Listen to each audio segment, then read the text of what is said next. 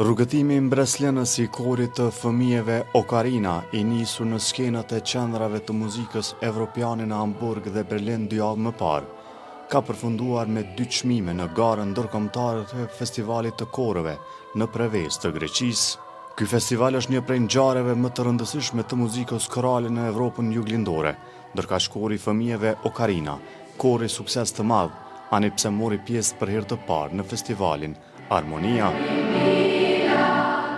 Fëmijët e korit nën udhëheqjen e dirigjentës Elikona Hysaj Shala fituan medaljen e bronz në kategorinë C për korët e fëmijëve dhe medaljen e argjend në kategorinë F, që ka të bëjë me muzikën shpirtërore, gospel, jazz, pop dhe folklor.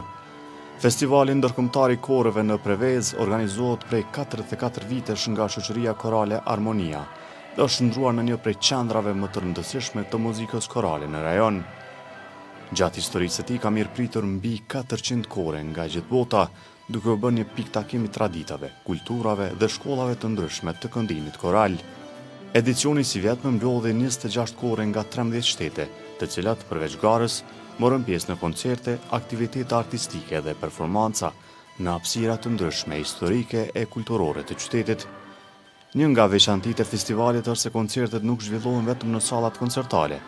Korët interpretojnë edhe në kisha historike, në shëtitorën prevjetare të Prevezës, në qendrën e vjetër të qytetit dhe në monumente të trashëgimisë kulturore, duke krijuar atmosferë unike, ku muzika bashkohet me historinë dhe arkitekturën e qytetit. Kulmi i festivalit ishte ceremonia përmbyllëse e mbajtur në Odeonin Romak të Nikopolit, amfiteatër antik me histori afro 2000 vjeçare.